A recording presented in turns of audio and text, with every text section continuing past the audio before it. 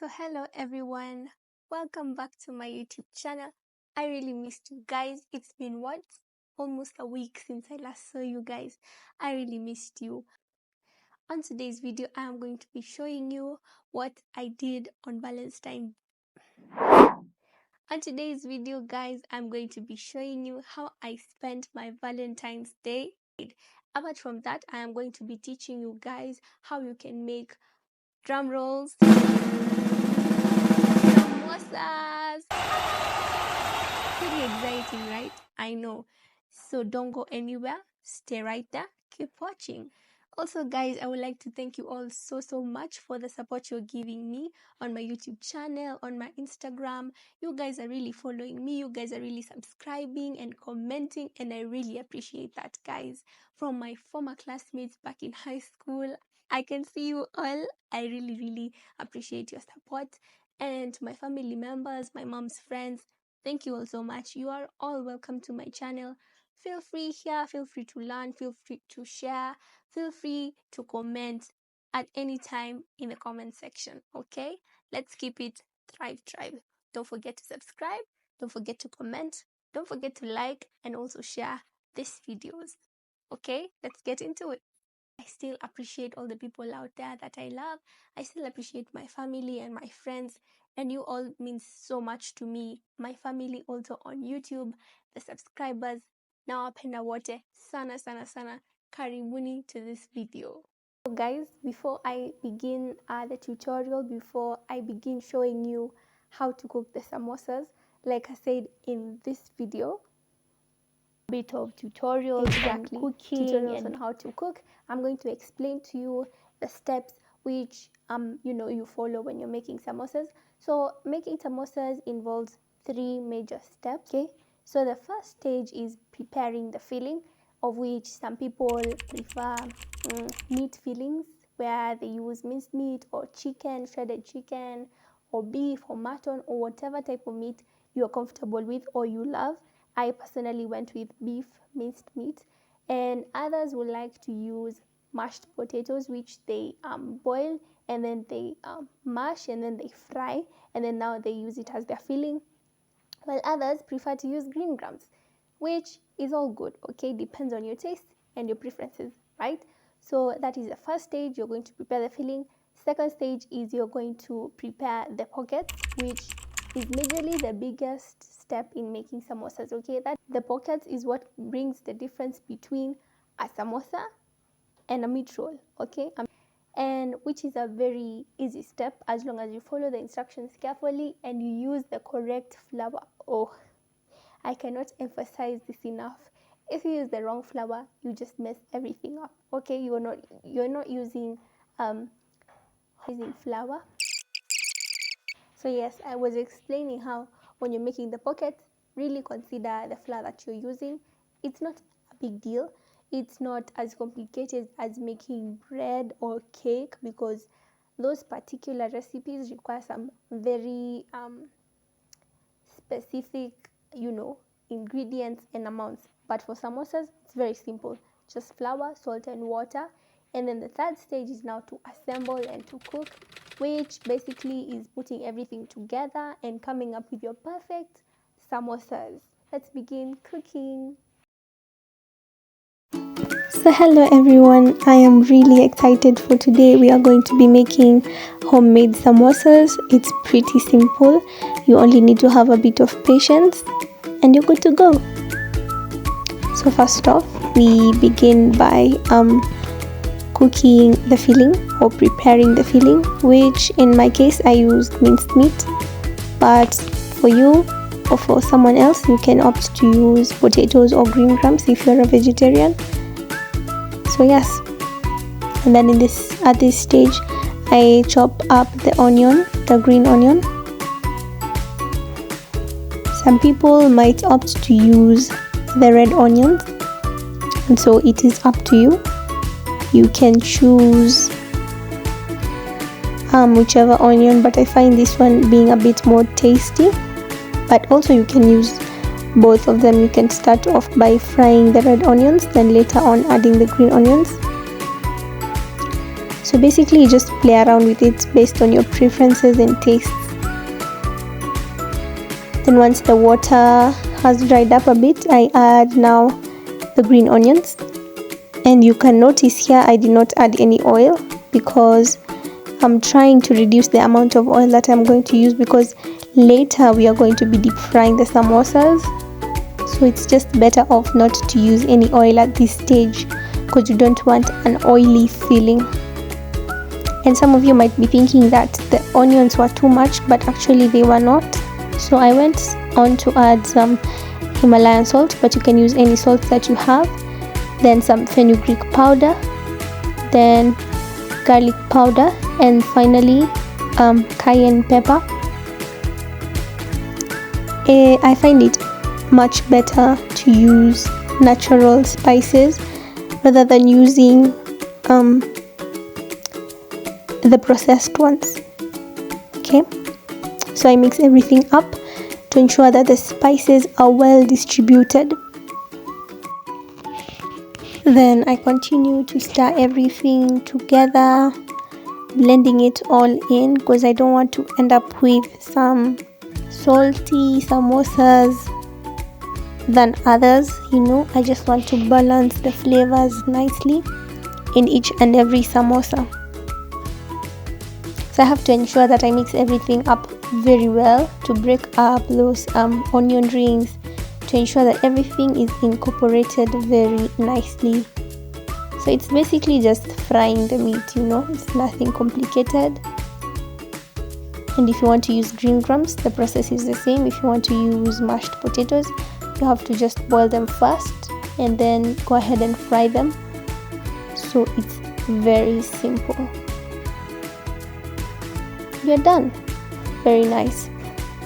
So in the next stage, I go ahead to prepare the samosa pockets, which starts off by making a dough. So I am using a cup of flour. 1 cup of flour, but this measuring cup has a capacity of a half a cup.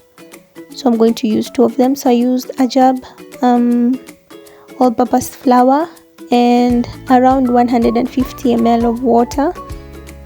And by the way, this is not a sponsored video, so I'm not advertising any product. And I like to add only some salt to this dough, to keep it as simple as possible. So I only use flour, water and salt. Some people add peppers, but I prefer just using 3 ingredients for this.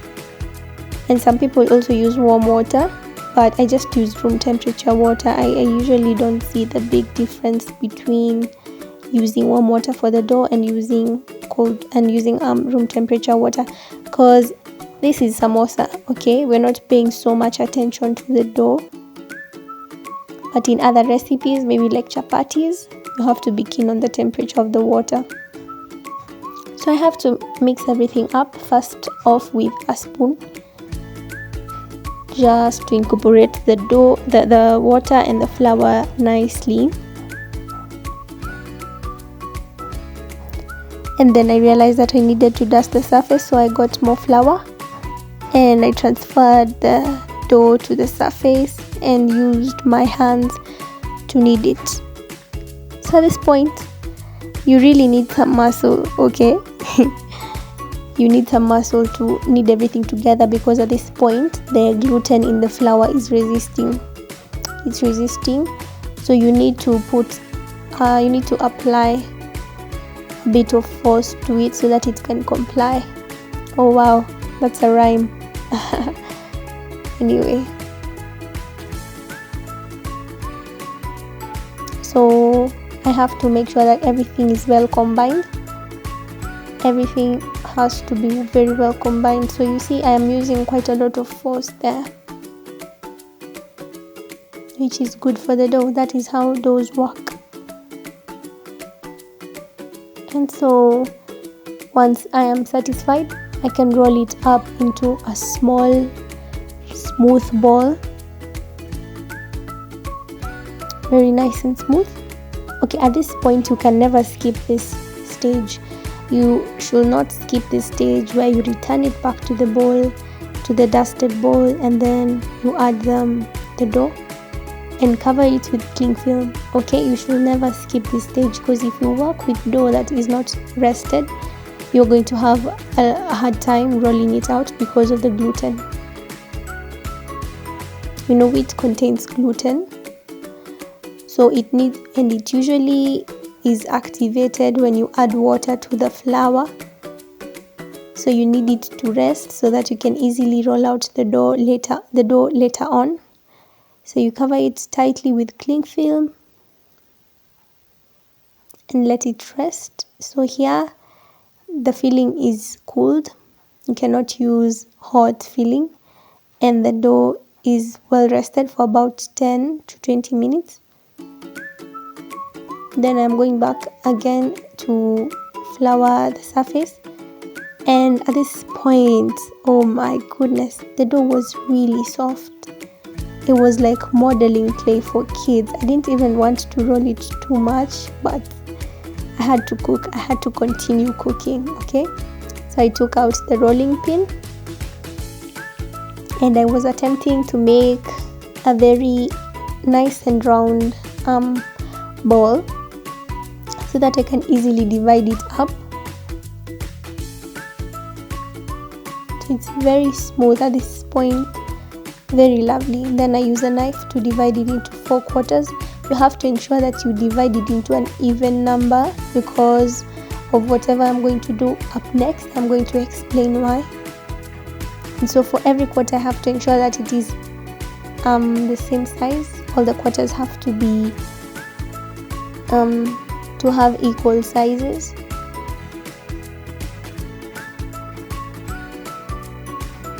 It is a very important stage. This is actually the most important stage in the making of samosas, and if you miss this, it's not going to turn out really nice. So for every of the balls, I am going to roll them out into small circular discs. So a tip from a very renowned chef: when you're rolling dough, put more stress on the outer parts rather than the inner parts. This will just help you achieve a uniform thickness both at the center and at the ends. So put pressure on the ends rather than on the center, and then you have to ensure that the discs are of the same size.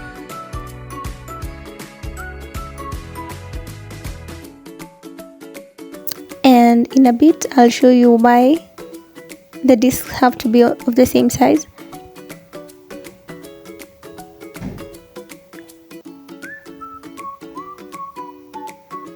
So once I'm done, I am going to put a layer of cooking oil on one disc, a layer of wheat flour, another layer of cooking oil, and another layer of wheat flour. And I'm also going to explain why I do this shortly. So I'm going to repeat that for all the pairs. And this is the significance of ensuring that you cut an even number of balls to create the discs, okay? Then at this point you are going to flatten the discs, and it doesn't really matter whether your discs come out circular or square, but at least put some effort, try to be accurate. And then I'm going to use a rolling pin and a knife to try and achieve some straight lines, some straight cuts, because I'm going to be cutting the circles into quarters that look like triangles. And then for each, I am going to place on a very hot pan and just allow them to dry a bit. We are not cooking chapatis, so you're not going to make them brown. Do not allow them to brown. The pockets only need to be dry so that you can easily pull them apart, okay? So yes, you see the way they are coming out nicely. This was the essence of putting the 2 layers of cooking oil and the 2 layers of wheat flour. So once that's successfully done, you have your samosa pockets. Very nice.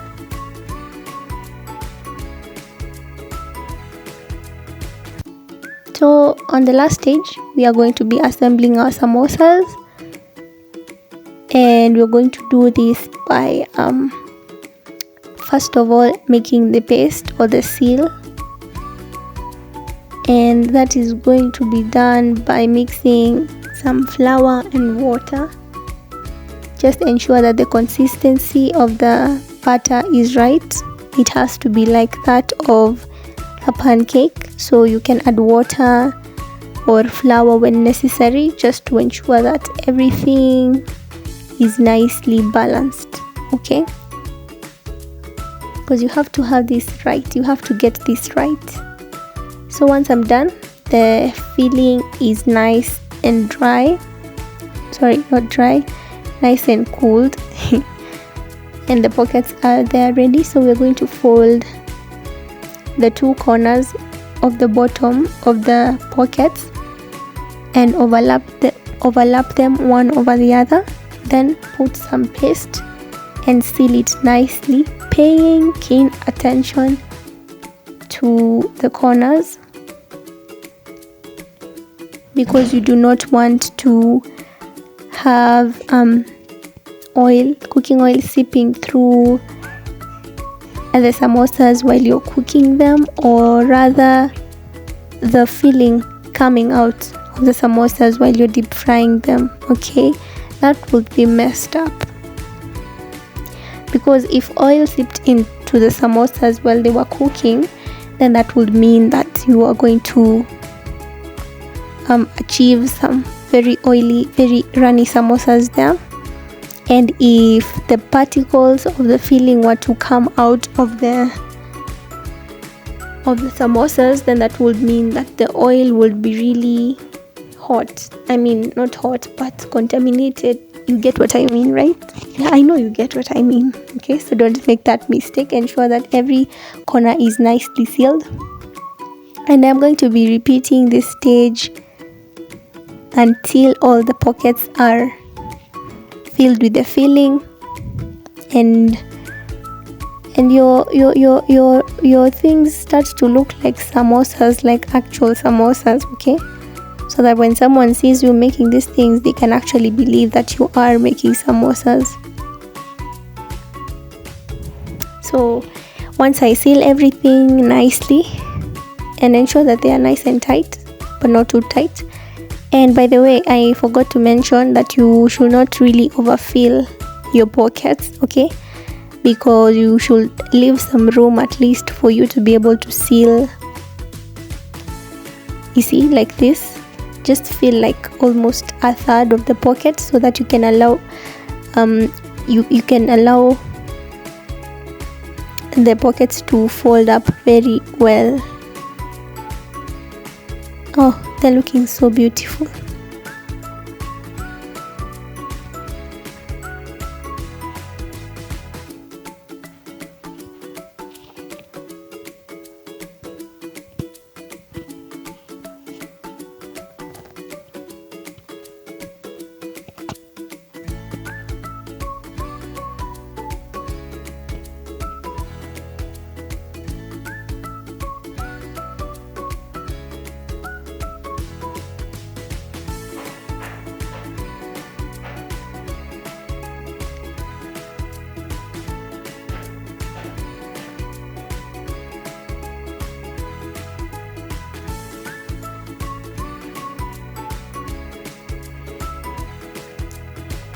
And by the way, have I told you about my first recipe when I made samosas? Oh my goodness, those were not samosas. I was so disappointed. First of all, I used the wrong flour, and then I wasn't keen on the procedure, so I just cooked up a mess. So I'm encouraging you that as a beginner, if your first recipe doesn't turn out right, don't give up, just keep going. And then after this, you're going to be placing your samosas into hot oil. The oil has to be of the correct temperature, not very hot, and also not warm, not too warm, not too hot. It has to be just right. Then each side is going to take about 3 to 5 minutes to brown. And they're looking very nice. Then once I was satisfied with how the samosas had browned, I took them out of the oil for the next round. So yes, I was explaining how my first samosa recipe was a disaster. I used self-raising flour. Can you imagine? Self-raising flour for samosas? Where on earth did that even happen? So it was a disaster, but I thank God that I learned. Okay, the most important thing about life is that you learn from your mistakes. Okay, because I wish I had a photo of those samosas. They were looking miserable. They weren't even triangular or triangle shaped in shape. They were looking like balls. Oh Lord. And then the filling was runny because some oil had seeped into the samosas. Oh my goodness. And I was so discouraged. I was so broken. I was like, I don't even know how to cook samosas. But I was supported so much by my mom and my sister and my dad. And they encouraged me that it's not the end. And I continued to watch some tutorials on YouTube, like the way you guys are watching, and slowly I continued to sharpen my skills, and I learned. And here I am teaching some of you how to cook samosas. Wow. So once everything was nicely done, I served them up into a bowl. I lined the bowl with some serviettes just to absorb the excess oil. So yes guys, we have managed to make our samosas. They're looking really good, they're looking really tasty. Go on and have a try, and I'll see you in my next video. Bye.